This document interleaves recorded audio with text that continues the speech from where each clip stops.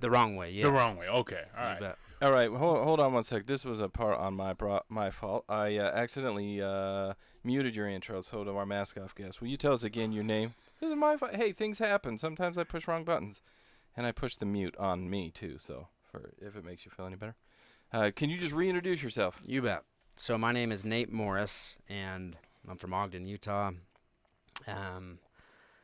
I went from being a professional barber and enjoying that to a life of drug addiction, and which led to bank robbery, and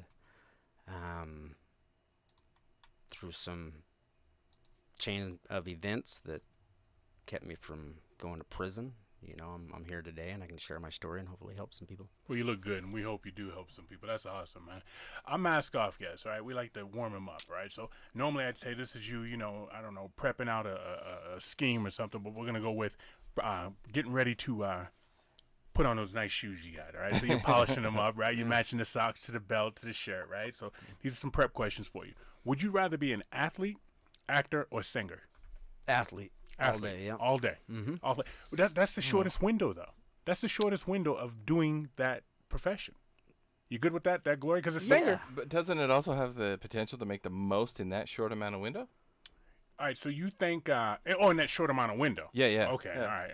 I always like to drop Paul McCartney on people's forehead because he's got to own, like, a planet somewhere out there in the atmosphere, That's right? true. You know, I would always go, I think I would go singer.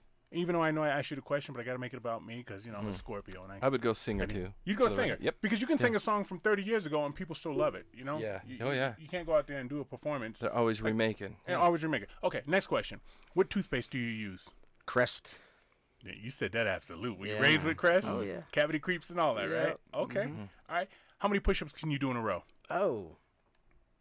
More now than I have my whole life. So probably, I don't know, probably 75. I don't know. 75 straight. Yeah, Nice. so. Woo. I'm not trying to brag. I could probably do 7. He said 75. I know. I said 7. You said 7. Okay. Any phobias? I'm an arachnophobe, for sure. Spiders? Yeah. I don't understand. How are you scared of spiders? They're so cool, man. They are cool, but having a spider Away from crawl you. on me, I'd freak out every time. You ever get that feeling like you fell asleep and a spider crawled in your ear, like your ear itches all day? No. You just can't scratch I it. don't You've never had that? I don't equate it to that. I always think an earwig. Yeah. They do crawl into your eardrum and eat your brain. Those you know things, yeah. I watched it on Star Trek once. It's terrible. Yeah, it happens. Yeah. And last question here. Which era do you wish you were born in? Oh man, I'd say like the 20s and 30s would be cool. Why? That was, pre all this technology, and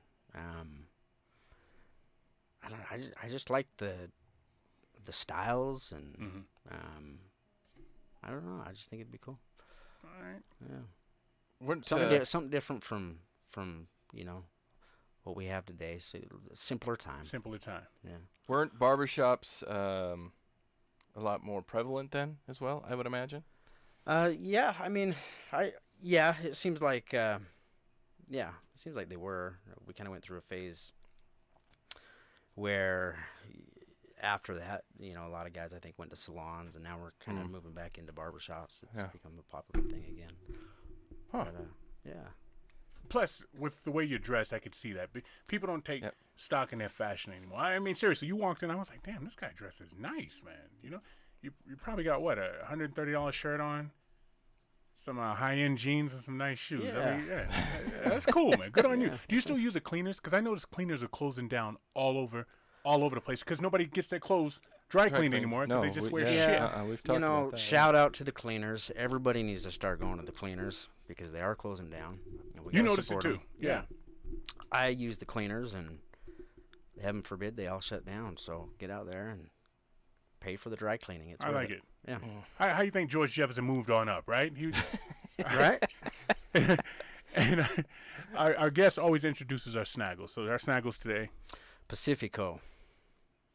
That's it? That's all you got? How do you say that, Wood? How do you want me to pronounce this. it? Clara. Yeah, Clara. Who? Clara. And what does Clara. that say? What does that say? La Cerveza del No, Pacifico. no. What does that say in English? What? Clara? No. Or God damn it. Beer of the Pacific. All right. Oh, you're terrible. No, I'm gonna drink, and this is courtesy of Carlos. Chelada, mango y chile. There, I said it for you. All right. Con los sabores refrescantes de mango y chile. It's Modelo with mango and chili. This is delicious. It's by happy? the way. Oh yeah, it's like because in Mexico we like to put chili on all of our fruit, Mhm. and it tastes like mango with chili on it, and it's delicious. Did you catch the "we" in the hour Mm-hmm. from this blonde-haired, blue-eyed white dude? Did you catch that over there, Nate? And as always, our Snaggles is brought to you by. Yes, guys, they are brought to you by, first and foremost, Tiger Claw Tattoos. Over there in Mill Creek, their number is 801-410-4245. Nate, you got any tattoos? I don't. Me know. neither. You ever wanted to get one? There was a time when I did. Yeah. You Yeah. past that now? Well, yeah, I am. I think tattoos have gotten better. Some of the artwork is more intriguing now. I think that I won't get one though. I'm telling you right now, Shay over at Tiger Claw Mm. Tattoo, 3D tattoos, tattoos that glow in the dark, tattoos that tie your shoes for you. I mean, he's got it all, man. Yeah. These guys are amazing, all of them. It is, and they are Tiger Claw Tattoo, guys. You know, you've heard about them plenty. You know where they're at now. You know their number. Call them up. Get yourself an appointment. Get over there. Get yourself inked up by them. Next up, we have MVP Jersey Framing. The guy's seamless, man. You He look at is, his yeah. artwork. Uh-huh. It looks like he just cut a one piece of wood and just morphed it in. There's no seams. Right. I can't even describe it. No. In fact, I'm going to be, I have a jersey that's going to be going to him here quite soon, and I'm excited. I'm excited. It's not mine, you know.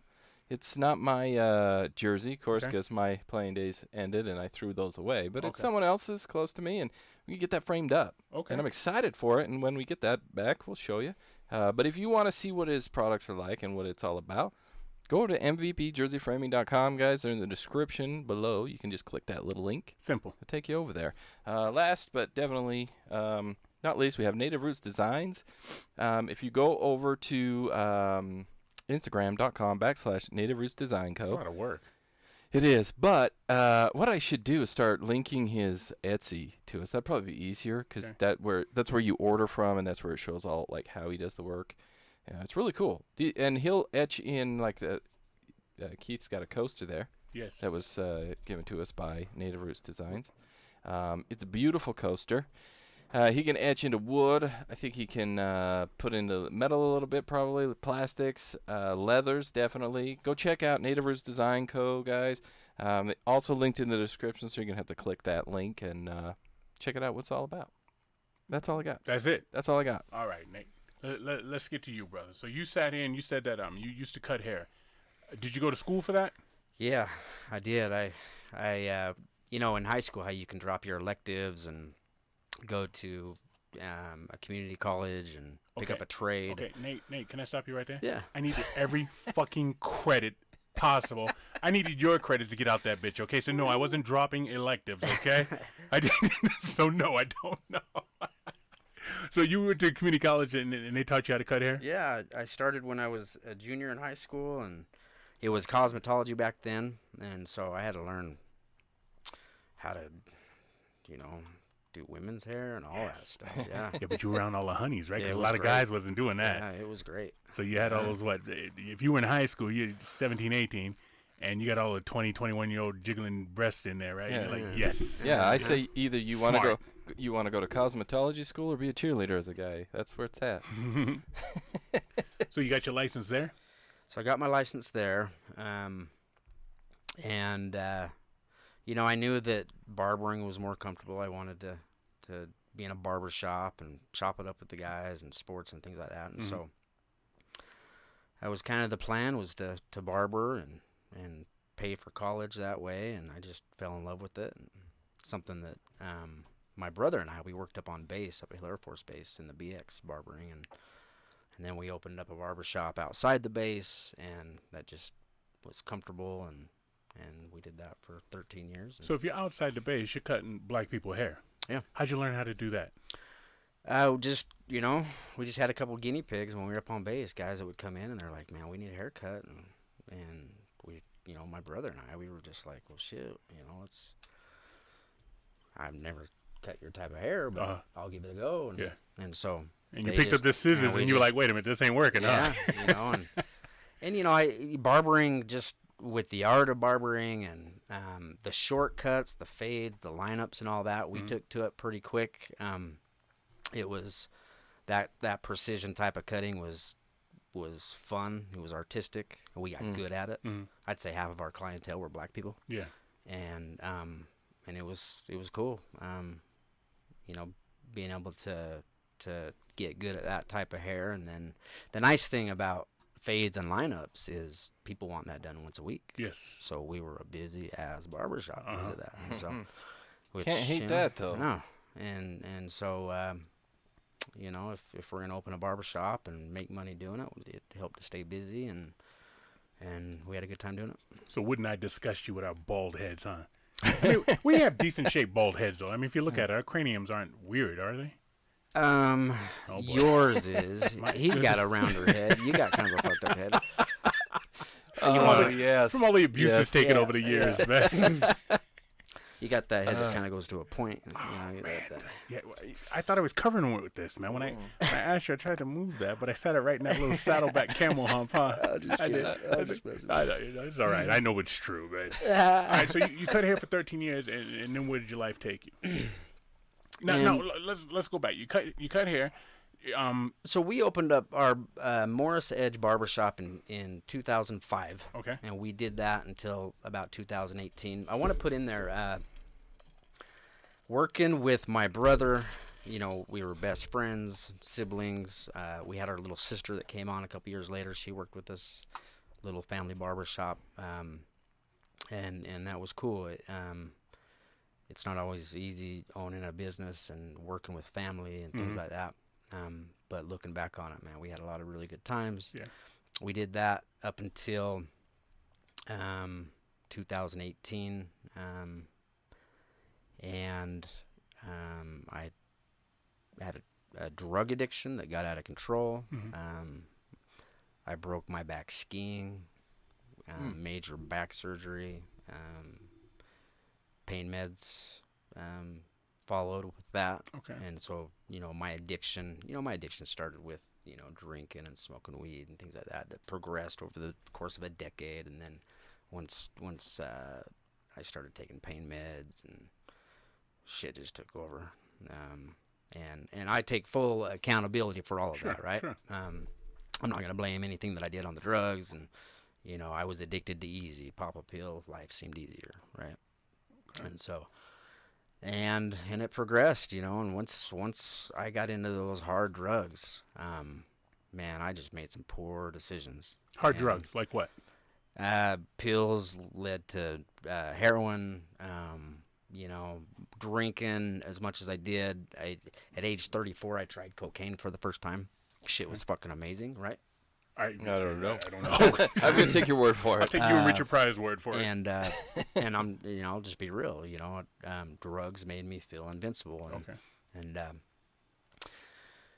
And so, people that dabble in drugs, for me to try cocaine for the first time at age 34 was probably unique to some people. But once I tried that, I remember watching Flight with Denzel Washington. Yeah.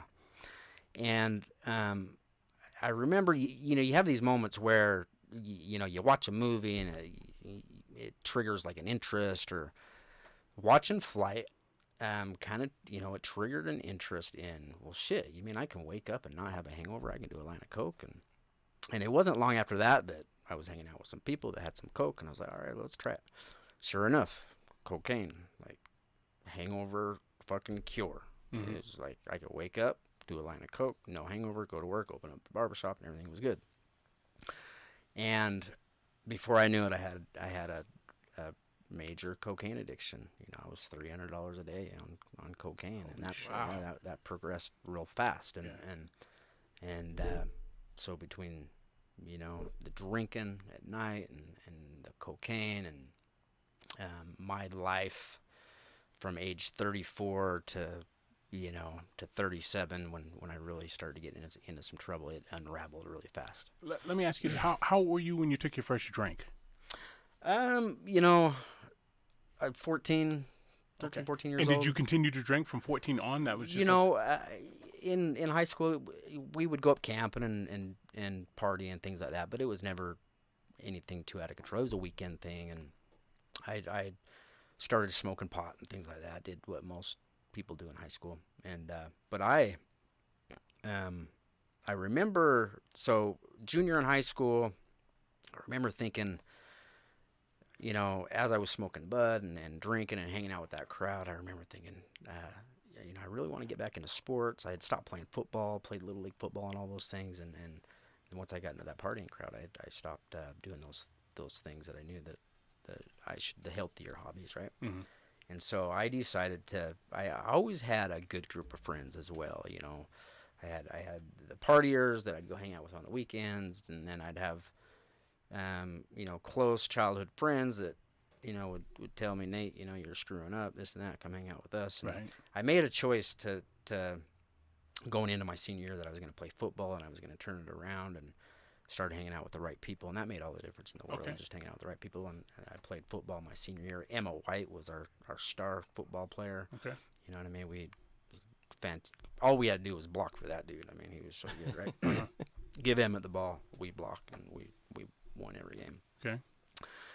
And then that sent me on a good trajectory. I graduated high school. I went and served an LDS mission in Romania. Really? Uh-huh. Say hello in Romania. Bună ziua. I mean Romania. Shame if I just- Bună ziua? Bună ziua. Yeah. Bună ziua. Wow. Does it snow over there? Yeah. Yeah, It does. It looks does. gray all the time, Yeah. right? It looks.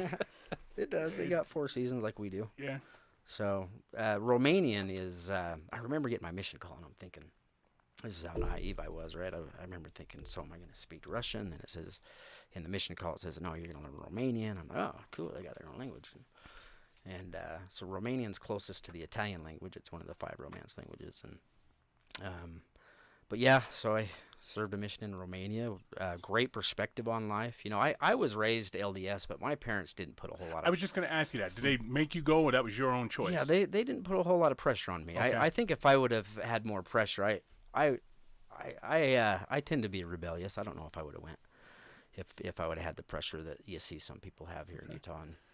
And so my brother served a mission in Italy. That had a big influence on me. I liked the person that he was when he came home. And Is this the same brother you opened a business with? Yeah. So how many are in your family? so there's 5 of us. I have Melanie that's 4 years older. Derek is 2 years older. I've got 3 sisters, 1 brother, and then I got 2 younger sisters. Okay. Bree is 8 years younger, and Katie is 13 years Okay. younger. So Derek, It's a Melanie, wide and I- span. yeah, it is, and we're all real close. And you know, Derek serving in Italy came home, and that influenced me to make that choice, and yeah, it was cool. You know, I encourage every young adult to leave America, whether it's going on a humanitarian trip and getting out of America and seeing what's out there, and you just get perspective on what kind of opportunity we really do have here in America. You know, I think it's easy to lose sight of that when you're in your mom and dad's basement playing yeah. video games all the time. Yeah. Yeah. You know, pound bit- Mountain Dew. yeah. Bitching about running out of fucking Cheetos, right? Mom's gonna kick me out because I'm gaming too long. Yeah. That's This crazy. folks- So were you sober on your mission? yeah. Okay. Yep. So you drank when you were 14. You kind of hit and miss, and then you got good and you played football. You went on a mission. So I'm gonna go at least 3 years there that you were no alcohol, no anything. Yeah. Right? You Then- know. Yeah. Then you came home, and what happened? You know, I came home. I met a girl at hair school. Okay. I met I knew Julie. you'd pull somebody out of Yeah. it. I knew you would. Yeah. Yeah. It's hard not to, right? Yeah, and you know, life was looking good. I got my license and was working up on base, and we got married, and got married in the temple. That whole scenario. Went out to San Diego and got married in the San Diego temple, and life was good. I didn't really start dabbling again.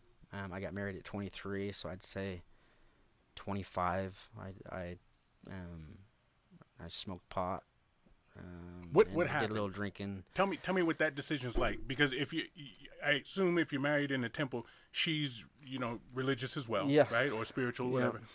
So what crowd are you around? What happens in that 2-year span? Where at 25 you're gonna say, all right, I want to get high or I want to drink. What happened there? So hanging out, going up camping with friends, and I've always been into the outdoor scene. Going backpacking and mountain biking and those kind of things, and so just hanging out with people that would around the campfire have a drink and Okay. smoke a little bud, and, Uh-huh. and just being around that long enough, I eventually just I've always had that wild side to me. Okay. I enjoyed it. I knew that she didn't approve of it, Okay. and so Would she see you do it? no. Okay. Matter of fact, so that's when more than just like a drug addiction and these addictive habits, I became sneaky. I became manipulative. I knew that I had to keep it from her. I would tell myself the story that whatever I had to tell myself to feel better about keeping it from her, I did. I knew that she had never had a drink. I knew that she had never smoked. And so I wanted to protect her from that. I didn't want to influence her. I didn't want to. But nor did I think that that it would be something that would progress. I figured I could go up on one weekend in the month and get high, come home and put that in the past and grow out of it or whatever. And boy, was I wrong. It progressively got worse. And She would go on these camping trips with you? no. So this is just you and the fellas? Yeah. Okay. Yeah. So what changed when you were doing it younger? How would you get hooked? You understand what I'm saying? You did it once before, and I can understand your mindset. I did it from 14 to 17. I stopped then. I can stop anytime I want. But for some reason, this time you slipped off. What do you think changed? I think the biggest thing,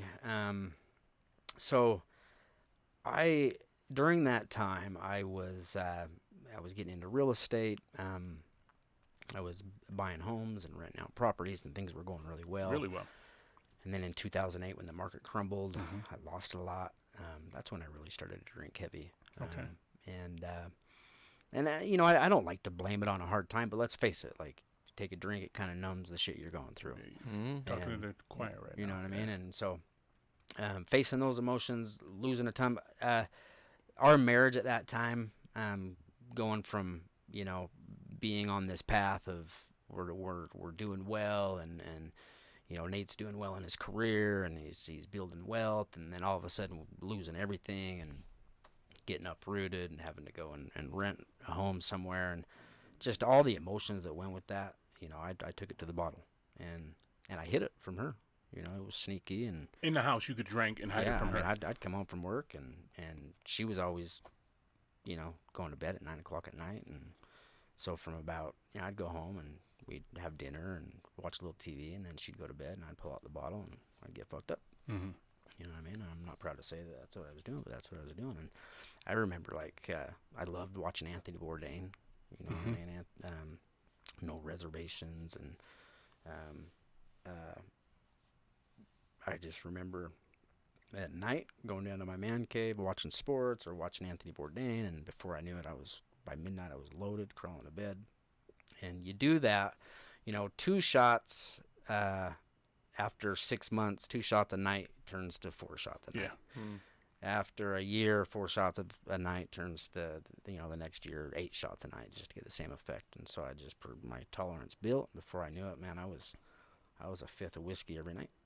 What type of drunk were you? Were you a laid back drunk? Were you calm, or were you angry? I was a happy drunk. Happy, yeah. Yeah, you bet. Same Yeah, here. yeah, I was a happy drunk, and it, my behavior with drinking, where I had to hide it, and I'm being transparent with everybody right here and right now, just so you can learn from my experience. I'm not proud of these things. I'm not proud that I hid all this from my wife, and but it happened, and it's something that small habits, small little compromises become bigger over time, and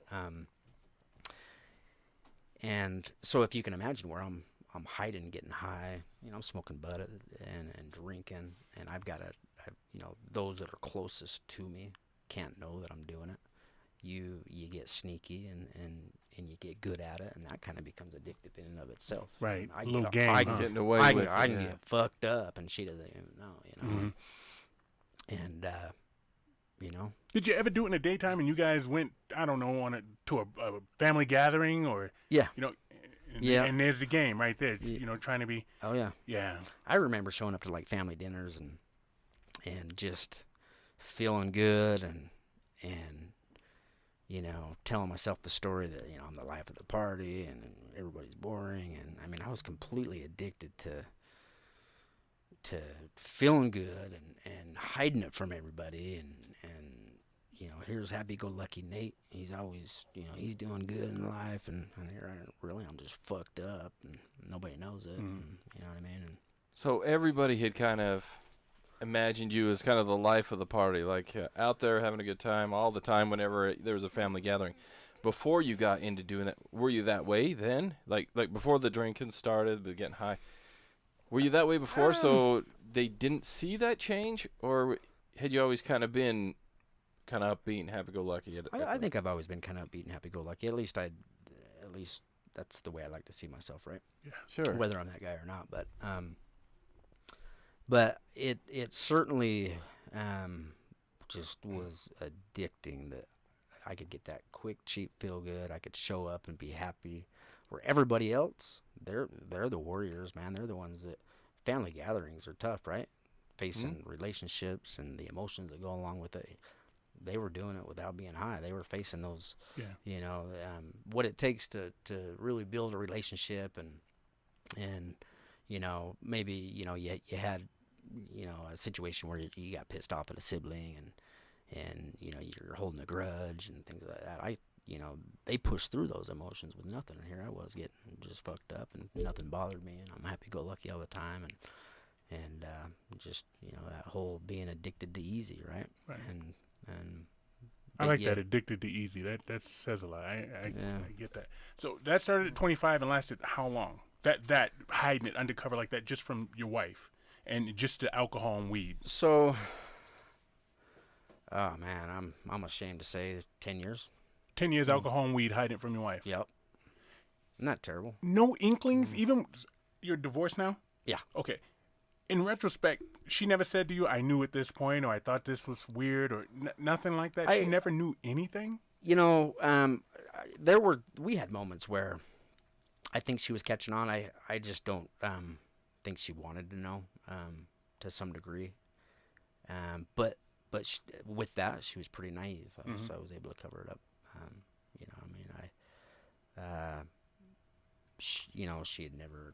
She's just never been in the party scene, so she didn't know the signs. She didn't know what to look for. It seems like my older sister kind of was up, knew that I was up to something and said something to her. And I remember having conversations with her about,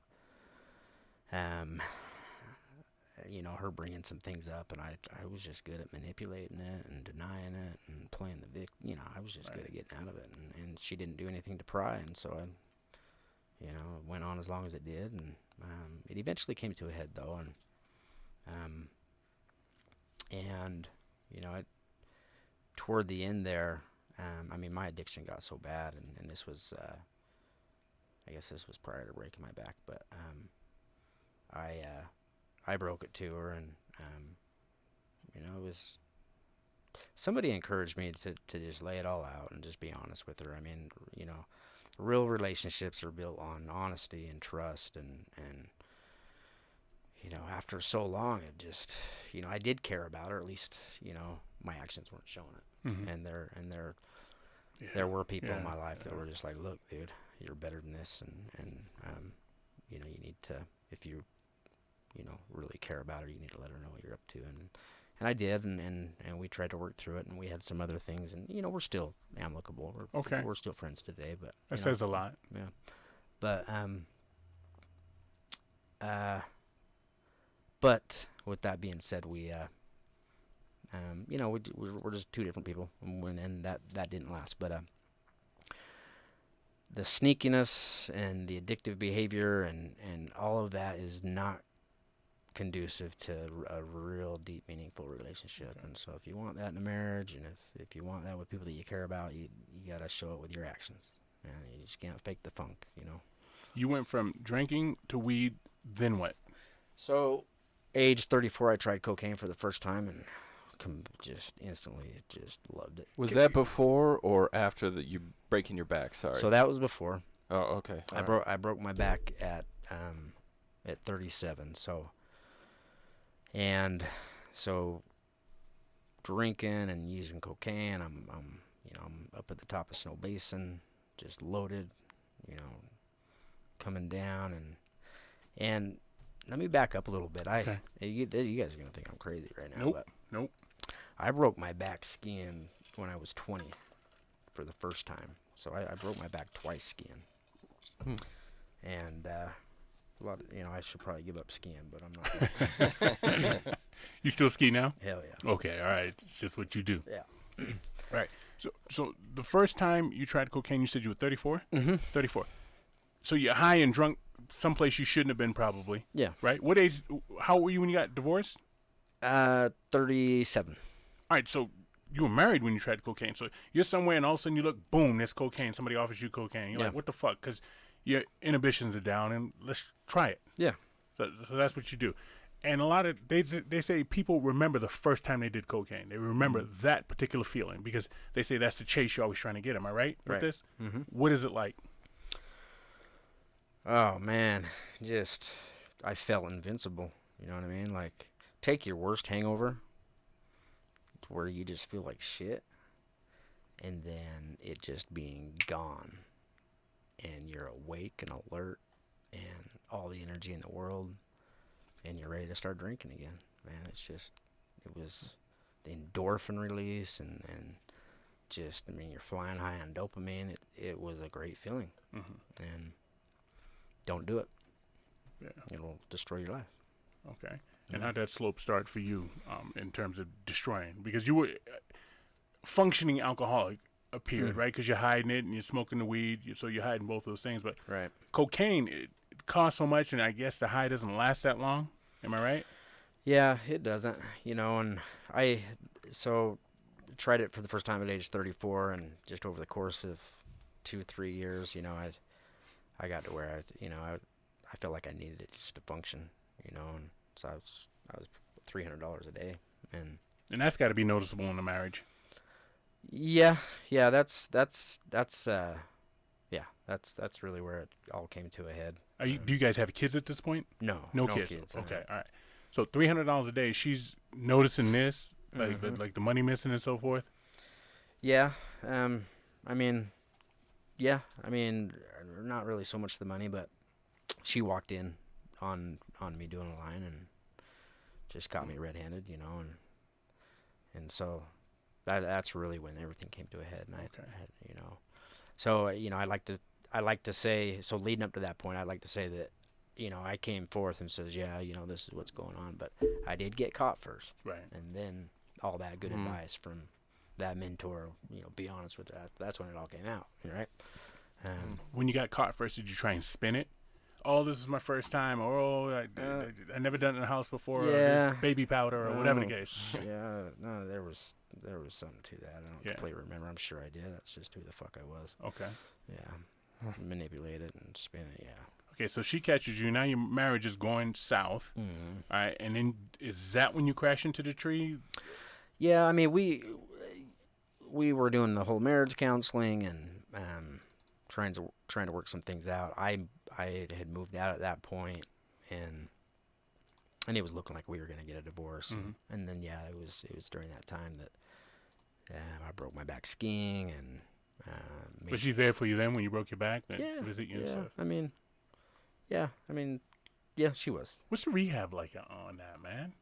That's got to be a pain in the ass. Yeah, it was tough. I was out of work for a while, and the first time I did it, I shattered my T11, and then the second time at age 37, I shattered my L1, and so now I'm fused from my T10 down to my L2, and so major back surgeries. But each surgery that I had, I'm lucky I'm not paralyzed. Yeah. I'm fortunate that the the surgery took well, and that I'm walking, and it was tougher later, at age 37 to recover than it was at age 20. Absolutely. You Yeah. know, Everything's it's tougher, just, right? it's everything that everybody tells you about getting older and things healing. I mean, all that's true, right?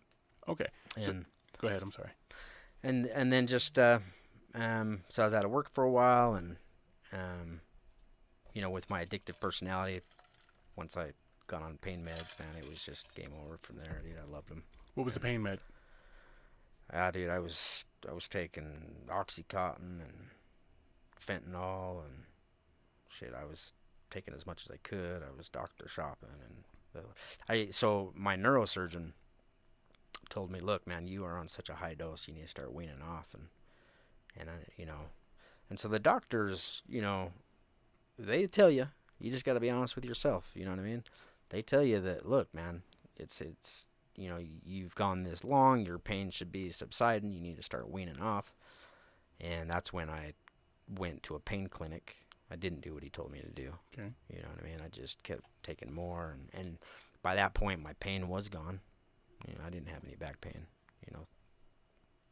3 months after surgery, and I just kept taking more, and it's crazy how fast you build your tolerance on that shit too, man. It's like I was on OxyContin, I was on the fentanyl sprays, and before I knew it, I'm going down to the methadone clinic because I can't get enough of that shit, and it's just a downward spiral. Those drugs that you're talking about, aren't those ones that like make you move slower, as opposed to the cocaine that makes you up? Yeah. Am I right? Yeah. Were you still doing cocaine at this point? Yep. Yeah. So what is that cocktail like? You do cocaine to get the day going, and then when you go to sleep, you do the other ones? Nah, you do them together. Yeah, you do them together. You got the downer, and then you got the cocaine that's the upper, and it gives you the energy, and it's an amazing feeling. But man, it's when you come off all that shit, like it feels great when you're high, and when you don't have it, the withdrawals and just you feel like shit. It's like having the flu. So if you're not high, you ain't normal. And this is for coke and the pills you were doing. Yeah. So you'd feel like you had the flu. You'd body aches and sweating and headache and all that stuff. Oh yeah. Yeah, and mostly just the withdrawals from opioids. Cocaine withdrawals are just more lack of energy and Okay. you just fatigue and things like that.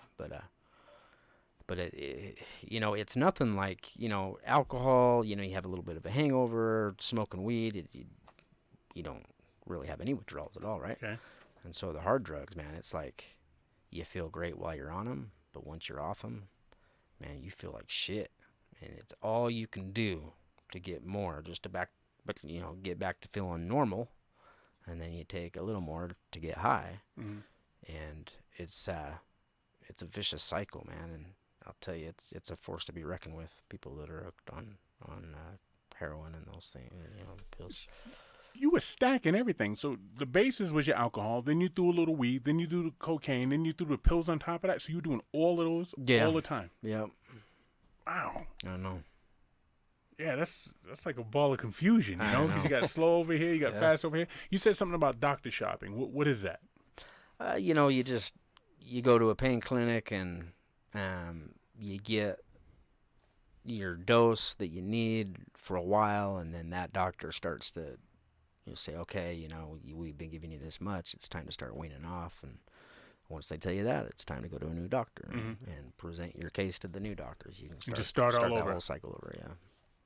How long does that last? How many doctors did you have in the bag shopping? Or I mean, I went through 3 doctors, it seems like, until it just turned to heroin. I failed a drug test, and so at that point I was cut off. It was You owned your own business. What do you mean you failed a drug test?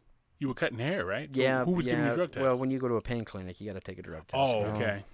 Yeah, and so once I failed the drug test, that was a red flag that this dude's just getting high. He's not trying to manage pain anymore, and so here I am. I've got a barber shop I got to run. I've got to wake up, open up the doors at 9 o'clock. I've got to feel normal to do it, and it's debilitating when you have a heroin addiction and you can't get your drug. I mean, you guys have had the flu before, right? Yeah. Mm-hmm. Yeah. It's like the worst case of the flu, man. And for me, you got the body aches and the flu-like symptoms.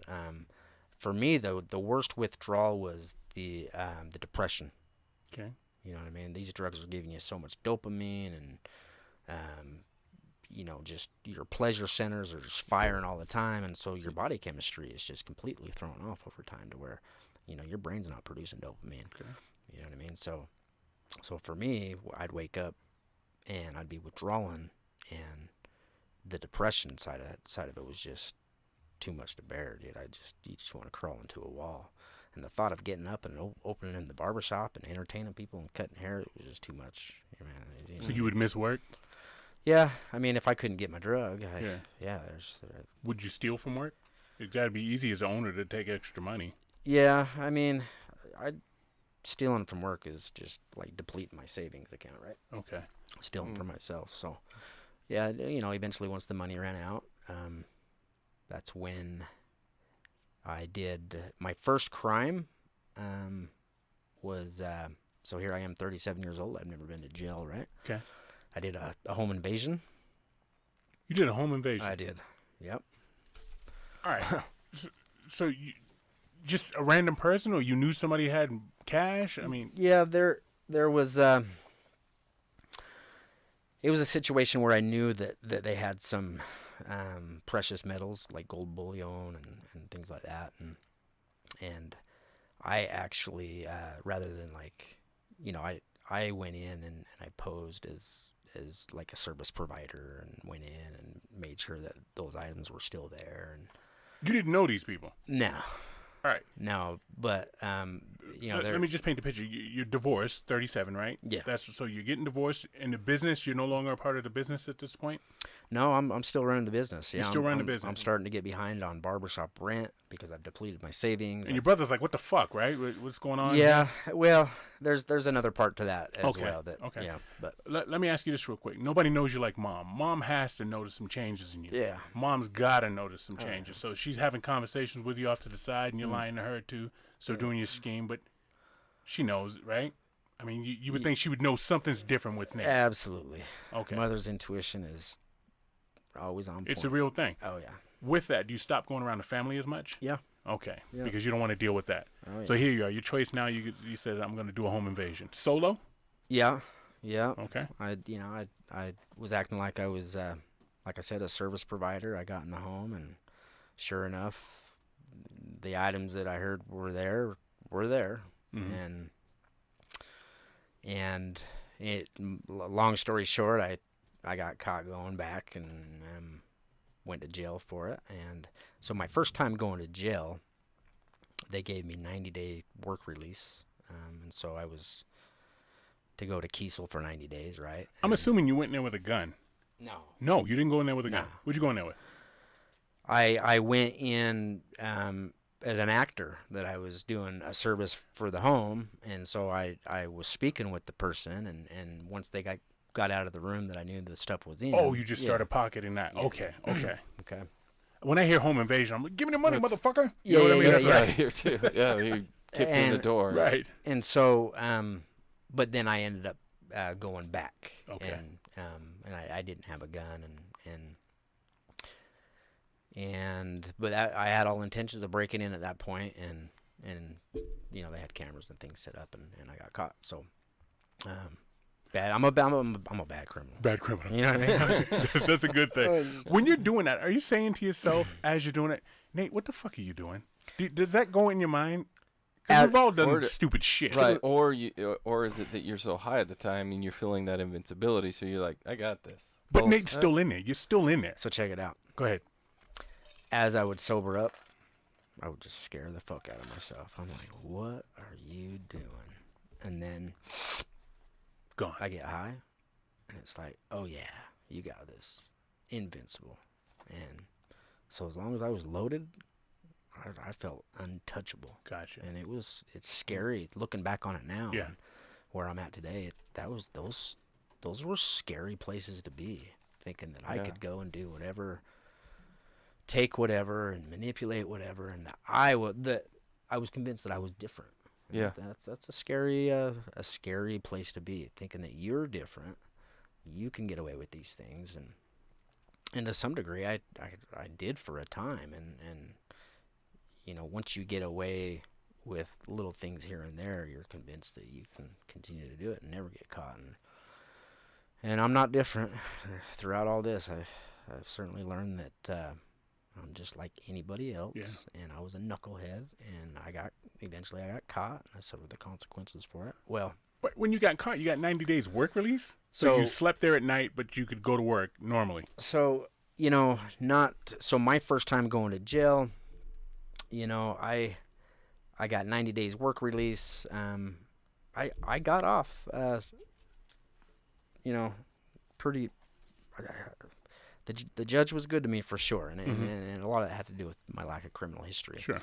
But 90 days work release, I showed up on like day 5, and I had been drinking, and I failed the breathalyzer, and so they locked me up for 60 days, and that's when I had to close down the barbershop, and damn, I was in jail, and Weber County Jail, you know what I mean, and here I am, 37 years old, in jail. Federal inmates, state inmates, county inmates, and shit was wild. Wild how? Never been incarcerated before, not knowing the game and all that stuff. Yeah, obviously you got some street to you because you're manipulative. How'd I do? Not good. All right, you know what I mean. So obviously you got some street to you, but you don't know the hierarchy of the jail. You don't know the games and all that stuff, right? Mm-hmm. So you learn that on the fly. Yeah. Well, the best I could, right? Best you could. And what really helped me is just being a barber. It seemed like every pod that I went into, I had a customer that, check it out, Nate, what the hell are you doing here, man? And so having that barbershop clientele really helped me in jail. Mm-hmm. And so, but it's wild, man. Like, you didn't have to knuckle up? You didn't have to knuckle up. No. Okay. Did a lot of hair cutting. Yeah, I bet. With a razor and a comb. Yeah. But it's wild in there, man. It's predator versus prey, you know what I mean? And I hope to never go back. I won't go back. And with that being said, there's a lot of good people in jail too, man. There's a lot of people that just made mistakes, and absolutely. And you know what I mean? And there's certainly those that are locked up that need to stay locked up. And Weber County, man, there was a fight almost every day in there, man. Shit was wild, and it was good for me to see, though. You know what I mean? It was good to go through that and experience that and see people in there that are good people, and good people when they're sober, right? But jail's not meant to like rehabilitate people, and prison, and it's just not meant to reform people, and it's so a storage facility. Yeah, that's exactly what it is. And as much as people want to get out and do well, if you get out and go hang out with the same old crowd, you're gonna learn shit. Shit. You know what I mean? While you're in jail, mom, dad, siblings, they stand by you, they visit you and all that? Yeah. Okay. Ex-wife? No. All right, so you get out, you do your 60 days. It's wild in there. You saw the fights. You had to cut hair to stay out the mix. Now what? The barbershop's closed. Barbershop's closed. Your brother's not mad at you? Your sister's not mad at you? Yeah, we're, you know what I mean? We're at odds for sure. But they still came and visited you in jail? Yeah. Okay, family first. Good. Yeah, they still care about me, and they know that they never lost their faith in me, but certainly disappointed. Sure. I got out. So going to jail that first time, I came off of 180 milligrams of methadone, and so detoxing from the drugs, and anybody that's been on methadone knows that like that shit was terrible. Like I thought I was gonna die, and so when I got out of jail, there was no way I was going back to any of that after going through those kind of withdrawals. Okay. And but once again, I started hanging out with the wrong people, and that's really the only choice you have. They say that's the hardest thing, changing your friends. Mm-hmm. You know what I mean? And so as bad as I wanted to never experience that again, or as much as I never wanted to go through that, I just didn't have the tools to. I didn't. I made poor choices in who I surrounded myself with, and it wasn't long before I was back into it. And So you're back into all the drugs. You're drinking coke, weed, heroin, meth, all that stuff. Right back. Yep. You never missed a beat. Never What are you missed doing it. for work? So I'm going from house to house. I'm barber on the move. Just going to customers' homes and cutting, and all the with the whole idea that I'm gonna save up money and open up the barbershop again, but I'm buying drugs faster than I'm making money, and so that's my back against the wall. I'm high as fuck, thinking all right, we gotta make a move, and that's when I went and robbed my first bank. First bank. Yep. Okay. So you're door-to-door haircut guy, but you're spending money more than you can make, faster than you can make it. Mm-hmm. How does that formulate in your head? Did you meet somebody and said, "Hey, I'm gonna rob a bank," as you're cutting their hair, or did you say, "Hey, I'm cutting your hair. Do you want to rob a bank?" You didn't rob a bank by yourself. I don't want you to implicate anybody, but that's not a one-man No, job. I did. I robbed a bank by myself. What? Yeah. Oh, I didn't. Yeah. Yeah. they said I don't need a motherfucker. This is mine. I don't need anybody getting caught and telling on me. Nice. You know what I Okay. mean? All right. Smart. If I'm gonna do it, I'm gonna go in and I'm accountable for me. Uh-huh. I know my actions and what I'm gonna do, And you're not going to tell on yourself. and I'm not gonna tell on myself. Okay. And Did you case it out for a while? Not really. Okay. All Not right. really. I mean, there were things in. Yeah. I don't So want you to you get didn't- bank robbing 101. I Yeah, don't want you you to do that. I just want to Nah. know. So what I understand that you didn't go Ocean's 11 here. You No. just- okay. No. I mean, I was. I'm gonna put out there to everybody first before we even, get into this. And Okay. I don't want to glorify bank robbing by any means. Don't fucking rob a bank. Okay. And I've heard that somewhere before, by the way, so I was well aware on my end. And yeah. but Finally got him to laugh. Yeah. Only took us an hour. We got him. Oh, I'm talking too much here. No, well, again, we don't want specifics, but you said to yourself one day, did you just wake up and say, "I'm robbing a fucking bank today. I need some money"? Yeah. Where you sleeping? You live in an apartment, a car, what? Nah, I'm living with a girlfriend, Okay. and She using too? no, All right. No. Are you hiding it from her? hiding it from her. God damn, you should be an actor, man. No, dude, it's terrible. Okay. All right.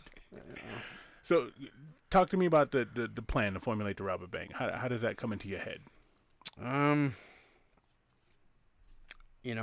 None of this makes sense sober. Sure. But when I can high as fuck, Mhm.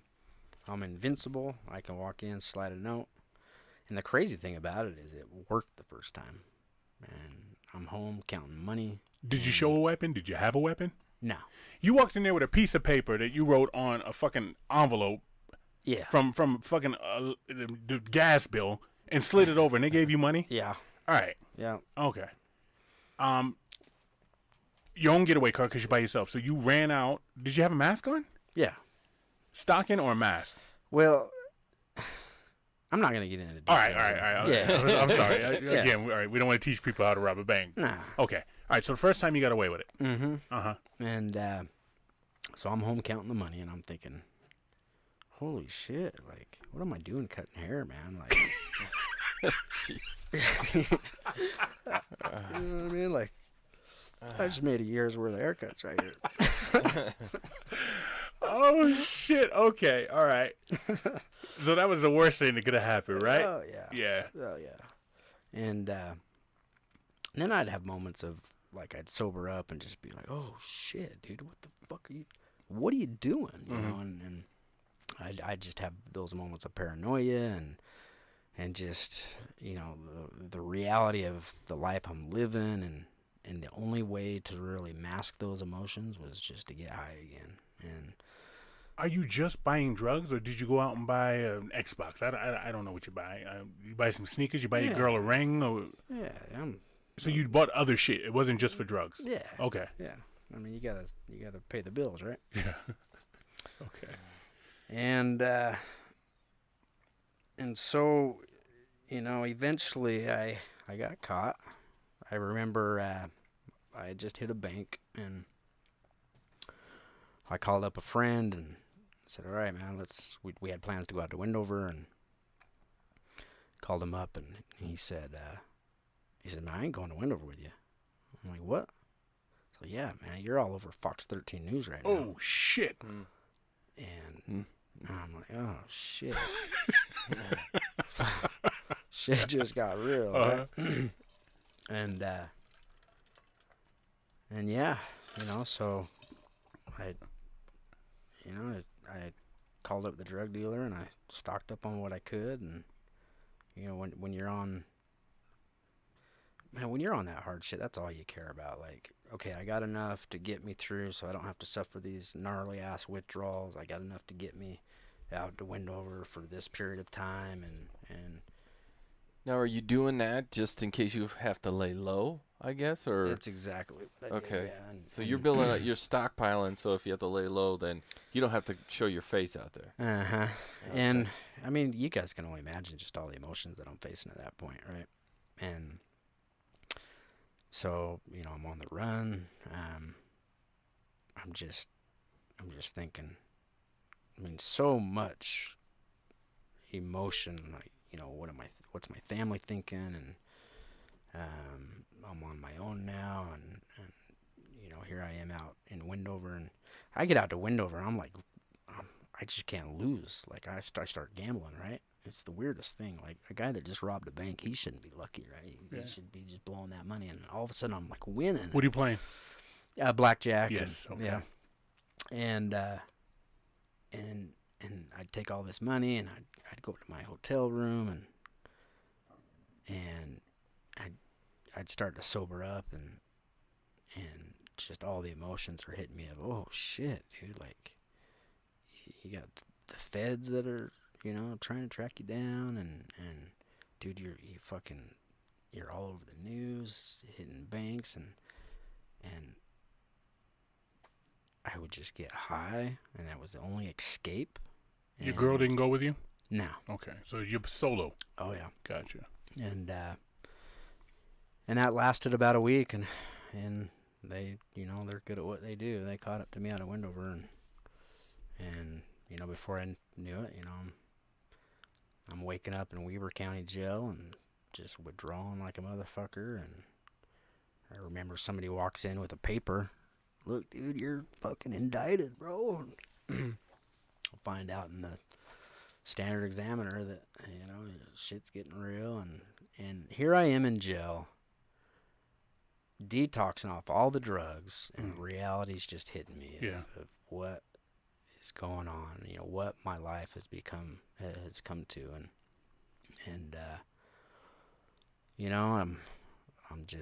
I remember I'm on my knees just, praying, like, there's gotta be a way out, dude.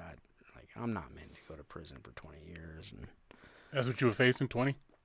yeah, so, max sentence would have been 20. I probably wouldn't have got all that, but Can I ask you a few questions based on that? What was the time frame between robbing the first bank and the second and the third? Just how long would that whatever money last?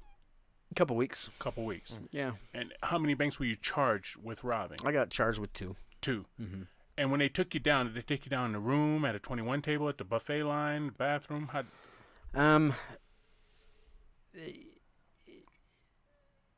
I got pulled over. Yeah, I got. So you were coming back? Yeah, I was driving from Peppermill to Montego. All of it is a blur. I mean, I got pulled over. I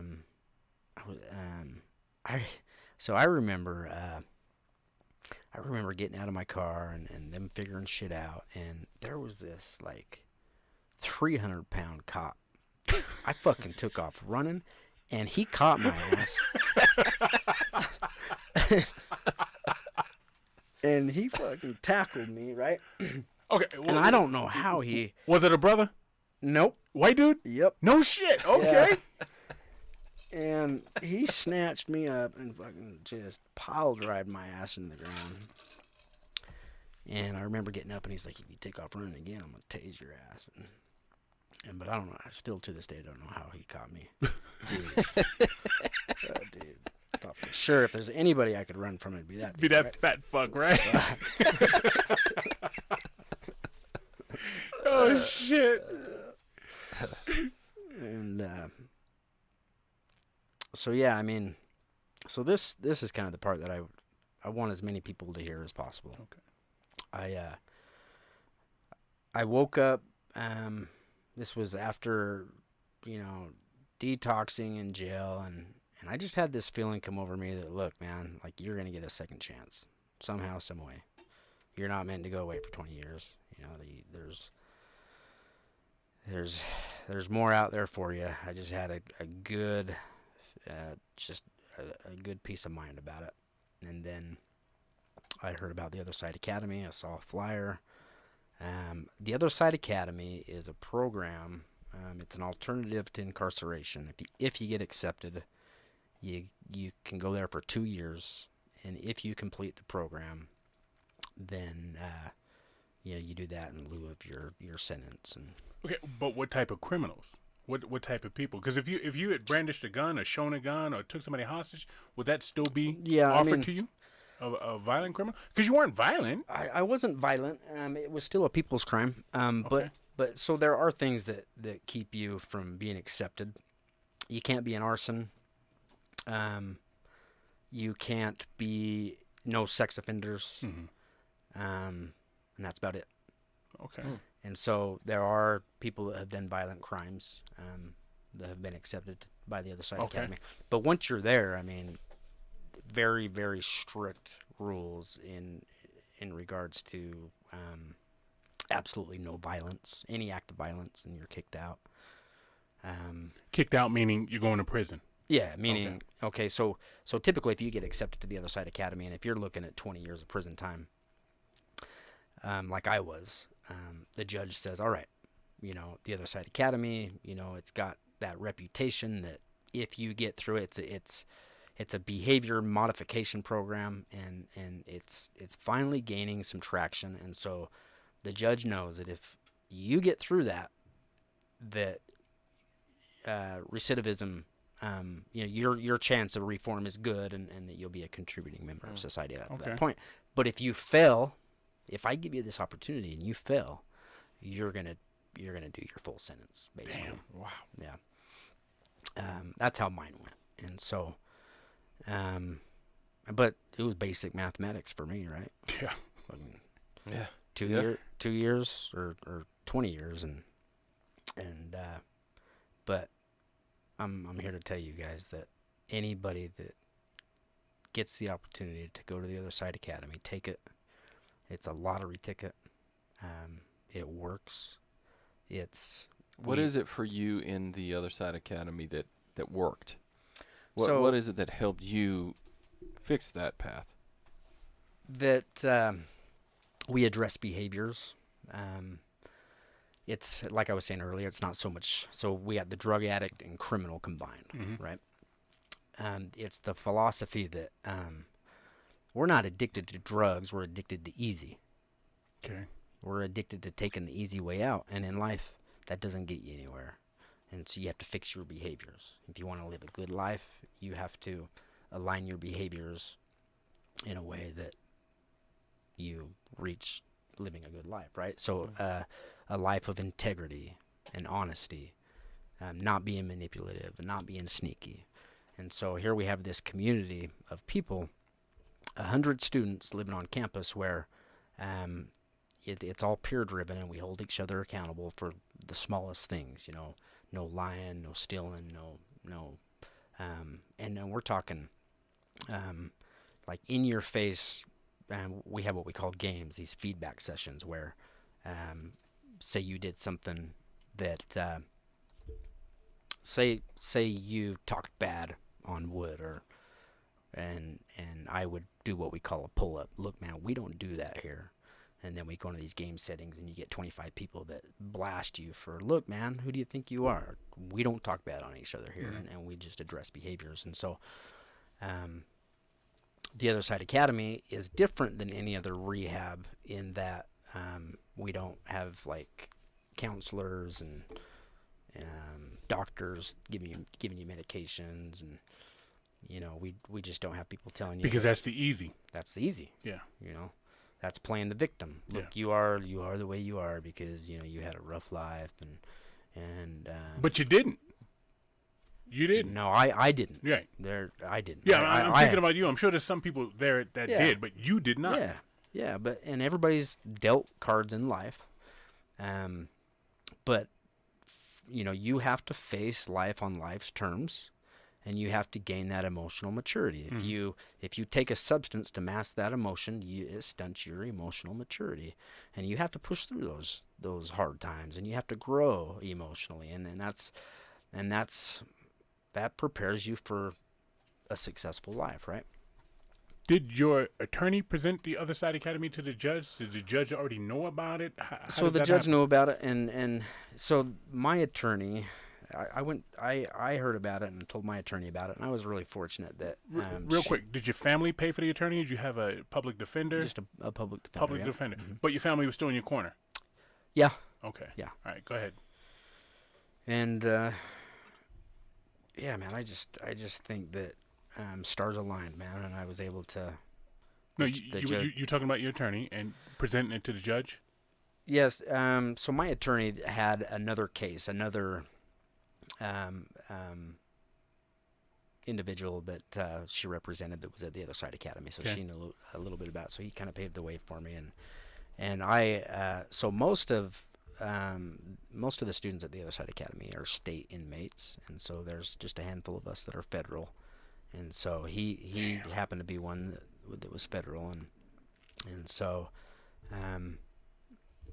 And I think that with him and then the lack of my criminal history and then me getting in front of the judge and just being able to be honest with him about, I was interviewed by the director of the Other Side Academy, Dave DeRocher, and he blasted me in a way that really helped me kind of prepare the mindset when I went in front of the judge. Look, if I get accepted, that, he asked me in my interview, do you love your family? Well, yeah, of course I love my family. No, you don't. Like, well, what do you mean? No, you don't. Your actions don't prove that. Here you're in jail. You're asking your family to put money on your books. You ain't living a life that's showing your family that you love them. And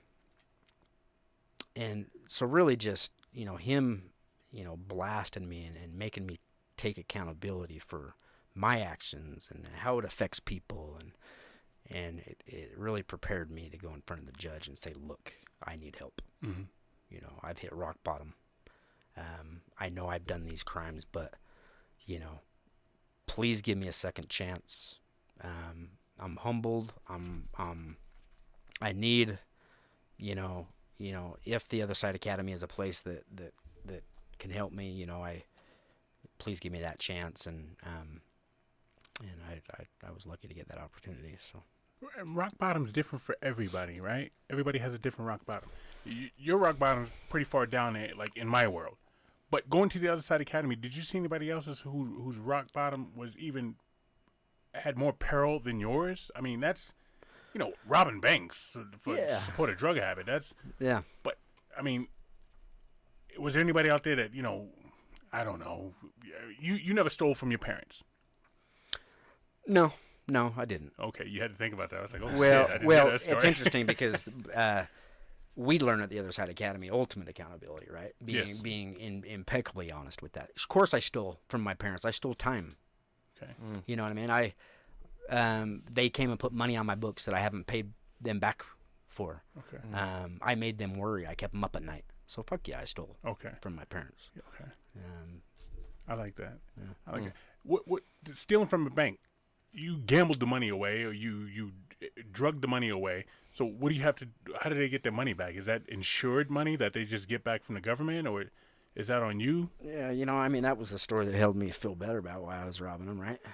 Okay. FDIC insured. Right, that's what it Fuck, I can says. go- I can go That's what back. Robert De Niro said in Heat, Yeah, right? yeah.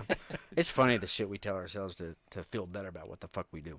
Mm-hmm. Going through what I went through in 2008, it was the small guy that lost, right? These homes that I had, and the big banks got bailed out, and I ran that story. Look, banks always get bailed out. Fuck them. Mm-hmm. Yeah. And so, but but I have restitution, and I'm paying that back, and I'm happy to pay it.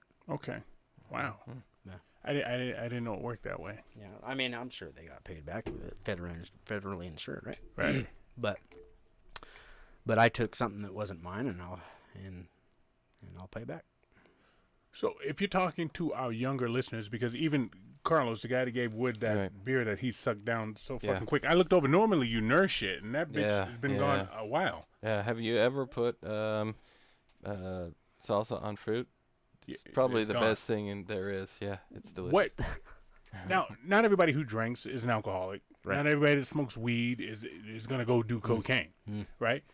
So you can't say like, where's the level? Like for you, not a sip. You can't even fuck around. You're not toasting on your 50th party. You're not toasting.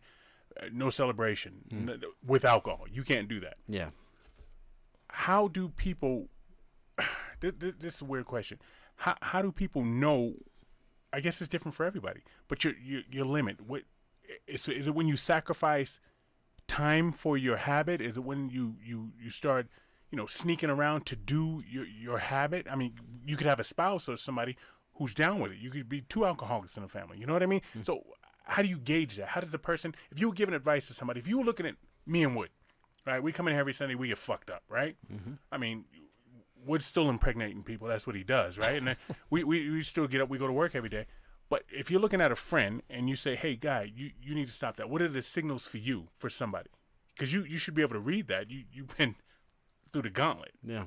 So how do you know how to gauge that? And what would you say to somebody? I just think that with life experience, we all learn about ourselves. Yes.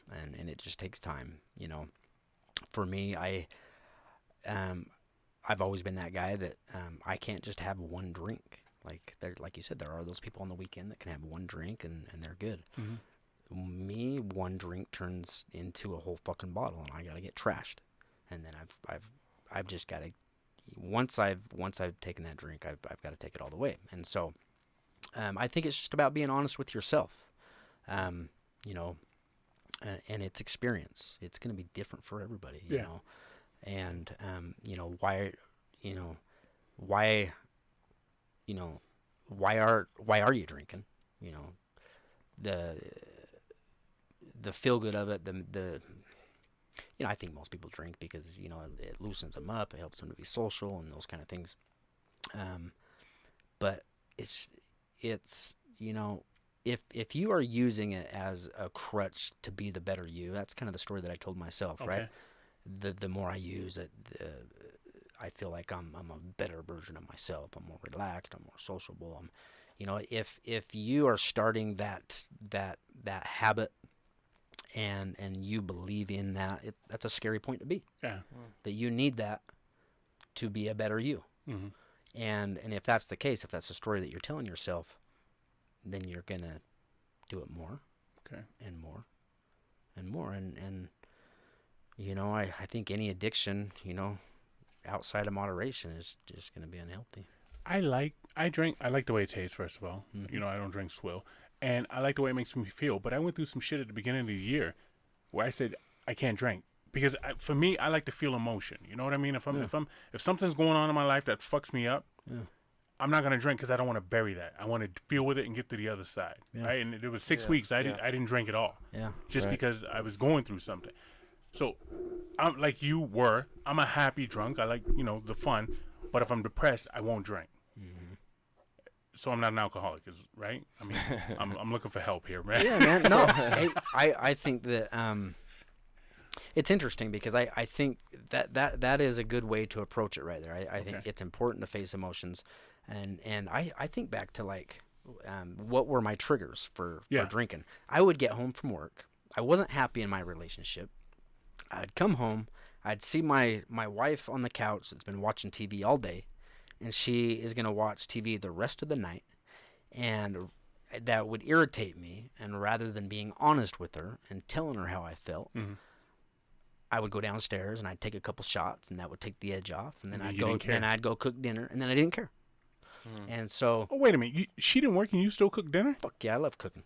Do you really? What's your special? What can you cook? Oh, What's your man. thing? I like to barbecue, and I like to make spaghetti from scratch. Like, You make your own pasta? yeah, well, not the actual pasta, but just the sauce. You make your own sauce? Yeah. How do you make your sauce? I just dice up some onions and some cucumbers and You put cucumbers in your sauce? and yeah, Okay. Zucchini's delicious. zucchini. isn't it? Oh. Okay. Yeah. Eggplant's good too. Yep. And you dice up the carrots real small and you just saute Yes. saute it What's up. your seasoning? Fresh tomatoes and Always fresh tomatoes. Mhm. What's your seasoning? What do you sprinkle in? just salt and pepper and then some basil and They say you the know. secret's in the rosemary. the What's rosemary's Okay. good too. Rosemary on potatoes is good. And then It you is. grill? You do smoke? You smoke meat or? I had a Weber grill, so yeah. I mean, I didn't smoke it, but over charcoal. Yeah. And just grill up chicken and that kind of stuff. And she loved that I cooked, and it kind of gave me that separation from her. She's watching TV, I'm cooking and getting faded, and I could do my thing, and yeah. But cooking was fun. But that's how I coped with what, rather than addressing the things that bothered me about her, I would just get high and everything was all right.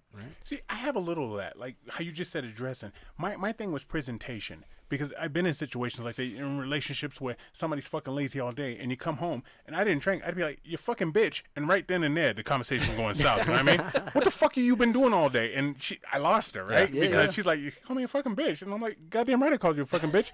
I've been at work for 9 hours and now you're sitting on the couch, painting your toes. Where's fucking food? And how come the clothes aren't folded? Not that I want to slave here, but if I'm over here doing this, you should be over here doing that, right? So my presentation, I had to learn how to change my presentation to my anger. But I'll tell you what, man, that is a lot better than just not being honest with her Okay. and not telling her how you feel, because honesty and just being truthful with her, connects you guys. At least she knows where you stand and you know what you got to work on. But if you're hiding it, then you're completely disconnected. Right on. Yeah. You're disconnected from yourself because you're not being honest with yourself. You're doing what you got to do to numb those emotions too. And Yeah. so I have I have two more questions. Answer them in either order, if you would.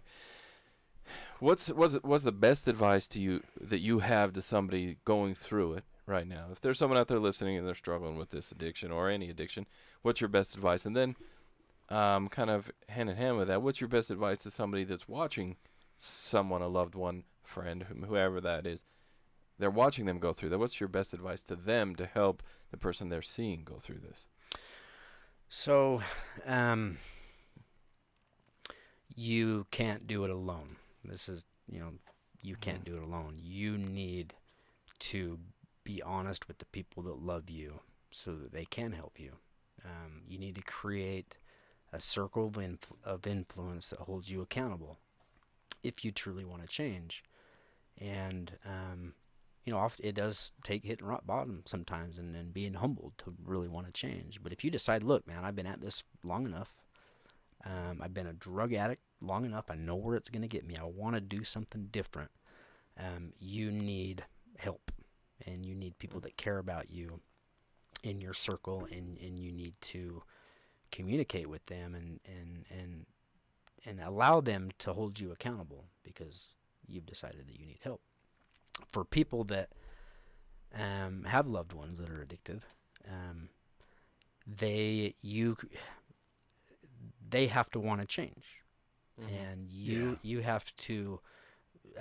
There is a really good book written by Joseph Grenny, our founder of the Other Side Academy, called Moroni's Battle on Addiction, Moroni's War on Addiction.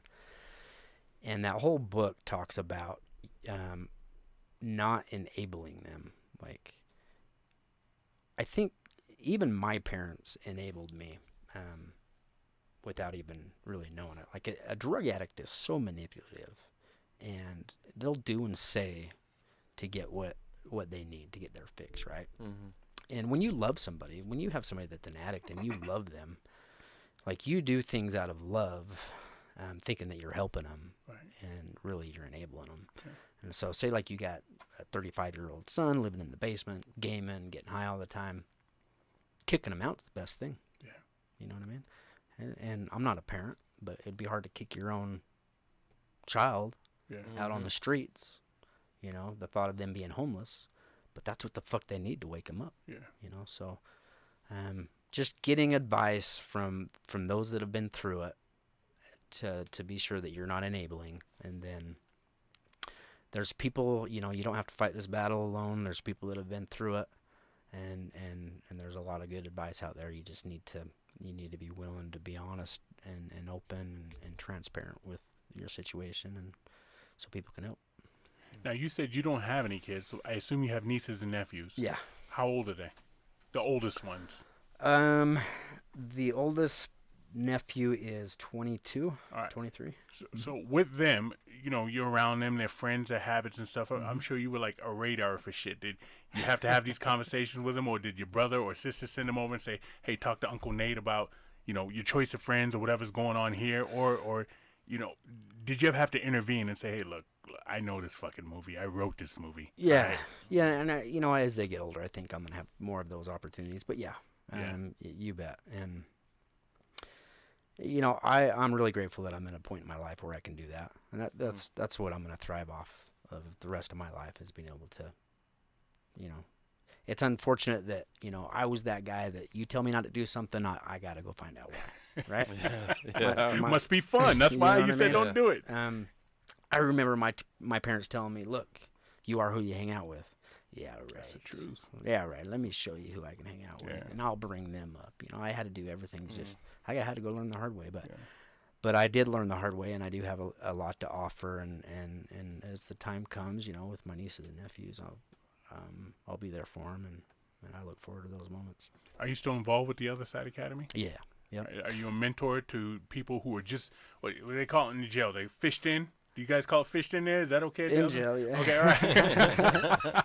So, new guys at the academy, do you mentor people? Yeah. Mm-hmm. Uh-huh. So I'm a graduate now. I can move out and move on with my life. But we have a graduate program where we pay rent. So I still live on campus, and that way I can stay connected to the community, and it helps me. You know, one of our beliefs is when A teaches B, A gets better.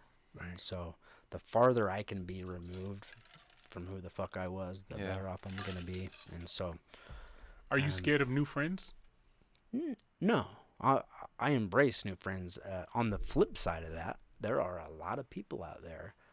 There are more people out there that are living sober and that are living successful lifestyles than what I wanted to admit when I was addicted. You know, it seems like when you're using, you look out and that's all you see are people that use, right?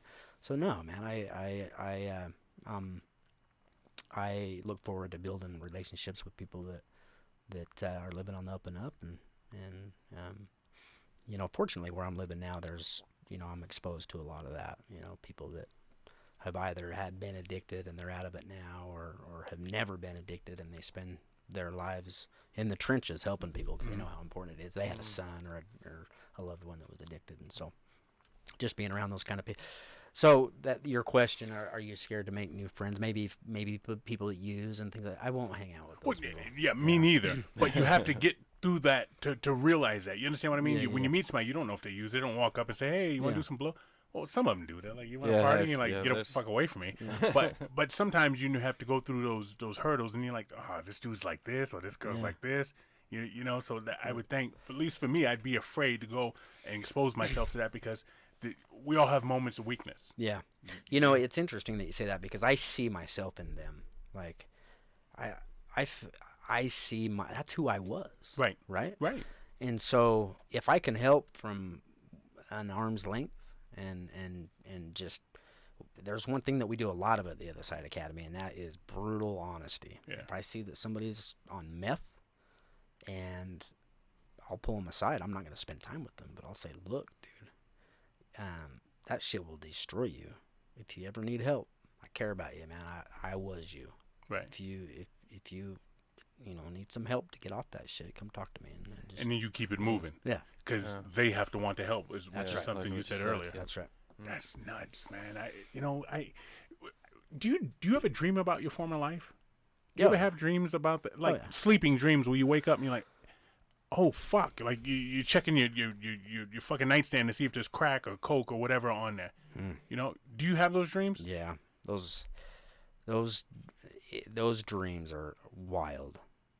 You can have those dreams and be completely high in your dream and wake up and almost feel that drug. They're few and far between, but yeah, I have them. That's got to be hard though, to have that dream and the feeling, which is, I mean, let's be honest, you liked it. I mean, anybody would like it, right? Yeah. Because that's why there's so many addicts. And then you wake up and it's not that.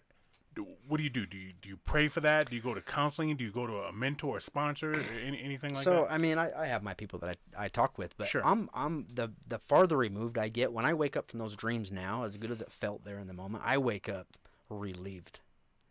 Relieved not that your it's life. not the That, reality. whoa, yeah, I'm not stuck in that, because as good as that high feels, coming off that shit and the chase and like that it's just a miserable lifestyle. The chase. You Oh, said that man. perfect, man. It's just miserable. And then the next thought that goes through my mind is, oh fuck, dude. If that was real, I'd have to worry about passing this drug test from guy. I still got a federal probation officer, you know, and just all that goes with it, man. It's just miserable. Fucking So federal, yo. God Yeah. damn. So what are you doing with yourself now? So I work at Lexus Okay. as a salesman, and I really enjoy it because, like barbering, I get to work with people and socialize, but I just work a lot right now. I'm not gonna I have hobbies that I enjoy and with my brother and my sister and all the outdoor activity that we did so much of that I can't do right now. Okay. And that's okay. I'm rebuilding my life, and Yeah. this first year as a salesman, I feel like I am always at work, and that's okay. And then I come home, and then in the time that I am at home, you know, I have 100 students that are fixing their life and going through it, and you know, like the emotional state that some of those people are in. You know, they're in the trenches right now, pushing through, you know, facing emotions that they haven't faced for a long time because they've been using, and so to plug in with them, you know, I try to do as much of that as I possibly can, and that's kind of my life right now. Pretty simple. You don't seem like a why me type person. Like you faced, from what you're sitting here telling us, you blame no one. You face it all. It's all on your own accord. You never sit here and say, you know, if this hadn't happened, or if this didn't happen here, or that girl, or this guy. It's just you, and which is a step eons beyond people. Because in life, I've met people who are, you know, addicted to things, and they always want to put it on somebody else. I only did this because it is, so I only did this because of that, or this person, or that person, or this happened. Even you breaking your back, you weren't like, oh, and then the doctors did this. No, I was shopping, and once they got smart, I went to another one. This was all me, and that's so far ahead of the game. And your aptitude in terms of dealing with that is just so far and beyond anything I've ever seen. And to sit here and talk with us about this, man, I hope you weren't uncomfortable. I hope we didn't make you uncomfortable. You know, I mean, it's an amazing story for you to turn it around and come in here in your silk fucking shirt, your fucking $200 jeans, your fucking $400 shoes. You're gonna show off and shit, right? Yeah. Me and my Hey, how'd you know my jeans were that expensive? Yeah, right. I know that brand. my $3 tank top over here. We did have some people, just to let you know, that watched us live, and that also throughout just said they appreciate the transparency, knowing that it's probably not easy to share your story, but very much appreciated by our listeners. So thank you for sharing your journey. Another one just comes in. Love to hear the stories. Beautiful souls choosing to live and help others. So very, very grateful our listeners are. I would like Thank you you. right now to talk to 23-year-old you before you even got on this. What would you tell that person? You said you weren't happy in your marriage, so we don't know until it happens. Wood and I both are. I don't want to say victims. I'd like to say survivors of divorce. So we fucked up and married the wrong person at one point in our lives too. So I mean, you said you weren't happy, so apparently you married the wrong person. But what would you say to 23-year-old you before you made that decision at 25? So 24-year-old you, what would you say? In regards to marriage, In regards to just life in general. that I'm not different. You know, I need to face life on life's terms and never take the easy way out. You know, trying to get that quick fix, that easy come up, is it's addictive, and just that right there, that I'm not different. I can't take the easy way out and win. I'm just like everybody else. That's big news, man. And a lot of young cats think that. Yeah. You know, I remember my uncle telling me one time, he says, you know, Keith, why do I have to run into that brick wall and you see me bleeding and I couldn't get through the brick wall and it kicked my ass and I'm scarred up, and then you run into the same brick wall. Go around the fucking wall like I told you. But kind of like you, not to the degree, I still ran into the brick wall because I'm a dumbass. Yeah. That's what we do. Wait, with that, is that what you're saying? That is what I'm saying. Nate, is that what you're saying? That's what I'm saying. And with that, guys, you know our sponsors are there in the links. Click them below. Thank you to everyone that watched live. Thank you for the kind words. Nate truly is amazing for coming on and doing this for us. Absolutely. Very, very humbling to listen to him. So we appreciate him. And with that, Keith and Nate, I got to tell you too, it was a pleasure. We out.